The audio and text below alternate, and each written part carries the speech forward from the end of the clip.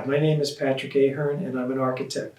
I'd like to share with you some of the influences that have been important to me in my life and career.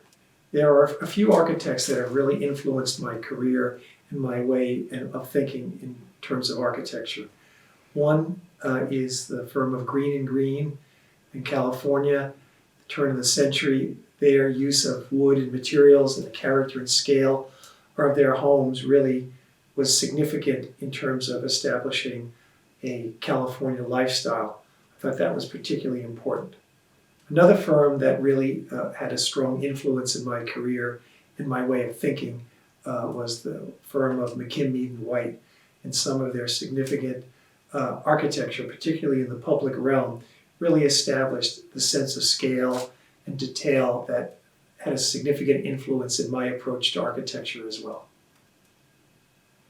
One of the most important architects that have had a strong influence in my career was an architect by the name of Royal Barry Wills. He practiced in the residential world pretty much from the 30s and 40s and into the 50s. And I have the wonderful, fortunate opportunity to live in a 1936 Royal Barry Wills house.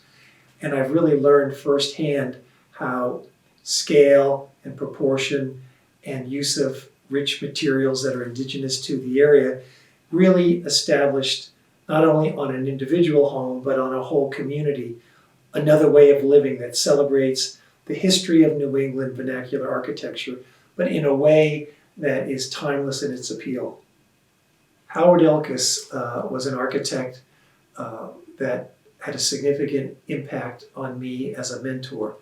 He was practicing with the Architects Collaborative when I was a young architect. And his approach to placemaking and sense of scale and place, and really how architecture can improve people's lives, really had an overwhelming influence in how I thought about architecture.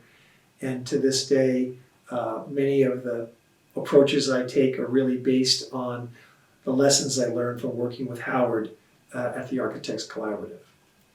Interestingly, as I'm known as a classical architect, I was actually trained as a modernist. I went to architecture school in 1968, and I was really trained in the modern idiom.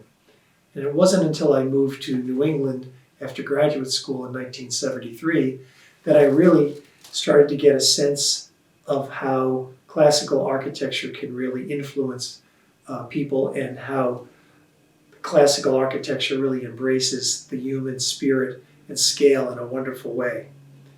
And so, having moved to Boston and living in New England,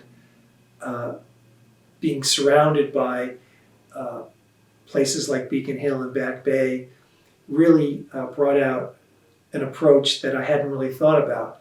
And the level of detail and scalability of these wonderful places and community spaces really has had a major impact in my career as a classical architect. Having been practicing architecture for 48 years, and I look back at my career, there are two major accomplishments that I feel most proud of. One is my work in the Back Bay in Boston, where I've been able to restore and renovate and even do in new construction over 400 projects in really revitalizing a whole neighborhood, from the residential components of the Back Bay, as well as Newbury Street, and what we know today as one of the most active and vibrant commercial and residential places in all of America.